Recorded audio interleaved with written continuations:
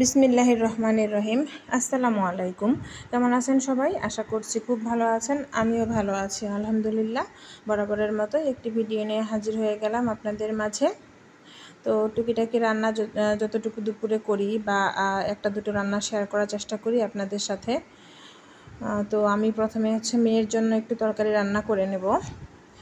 ও ইদানিং ডাল খেতেই পছন্দ করে, কিন্তু প্রতিদিন তো ডাল দেওয়া যায় না। প্রতিদিন ডাল খেলে ওর পেটেও গ্যাস হয়, ব্যথা করে। আবার সবজি তো খেতেই হবে, তাই না? ডালে তো সব ভিটামিন নেই, একটা আছে, আর বাকিগুলো তো প্রত্যেকটা খাবারে আলাদা আলাদা ভিটামিন আছে, যেটা ওর জন্য এখন অনেক বেশি দরকার, ছোট মানুষ। তো এই জন্য ভাবতেছি একটু ঢেঁড়স দিয়ে মাছ রান্না করে দেই, আর মাছ তো খেতেই হবে। এই জন্য আর কি ও মাছ ভাজি খেতে পছন্দ করে, কিন্তু আমি খুব একটা ভাজি দেই না, ডালের সাথে দেই। কিন্তু ডাল ছাড়া বা সবজি রান্না করলে সবজির সঙ্গে রান্না করে দিয়ে দেই। আসলে বাচ্চাদের পাতলা খাবারই খাওয়ানো ভালো, এতে করে ওদের পেটটাও ভালো থাকে। আর ওদের যেহেতু এখন বাড়ন্ত বয়স, একদম পুষ্টিকর খাবার, হেলদি খাবারটা দেওয়া উচিত, তাই না? তো কথা বলতে বলতে আমার কিন্তু মেয়ের মাছ দিয়ে এই ঢেঁড়সের তরকারিটা প্রায় হয়ে যাচ্ছে।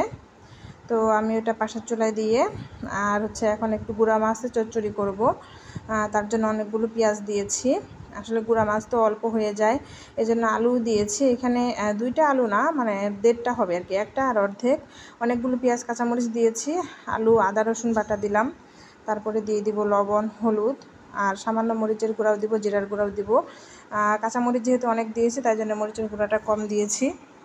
আর এখানে এই যে আগে থেকে পরিষ্কার করে রেখেছিলাম কিছু মাছগুলো একদম ফ্রেশ ছিল, যখন এনেছিল একদম চকচকা, কোনো ময়লাই নাই, মানে আমার কষ্টই হয় নাই। আর একটু বেশি করে সরিষার তেল দিয়ে দিয়েছি। আসলে যে কোনো চচ্চড়িতে একটু তেলটা বেশি হলেই খেতে ভালো লাগে। তো খেতে কিন্তু অনেক মজাই হয়েছিল। তো আমি হাত দিয়ে না মাখিয়ে আমি সরাসরি খুন্তিটা দিয়ে নেড়ে দিলাম। আর আমি এই পর্যায়ে চুলাটাও কিন্তু জ্বালিয়ে দিয়েছি। আগে কিন্তু চুলাটা অফ ছিল। সব কিছু দেওয়ার পরে চুলাটা জ্বালিয়ে দিয়ে আমি নাড়া শুরু করে দিচ্ছি, একটু ভালো করে মিক্স করে।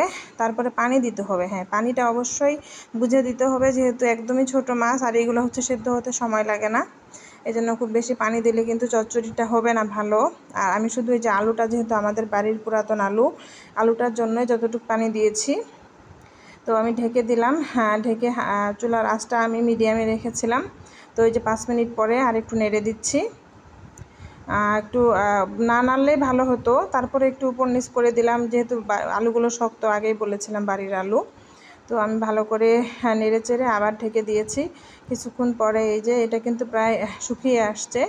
আর 1-2 মিনিটের মতো চুলাটা জাল রাখলেই কিন্তু পুরোপুরা হয়ে যাবে।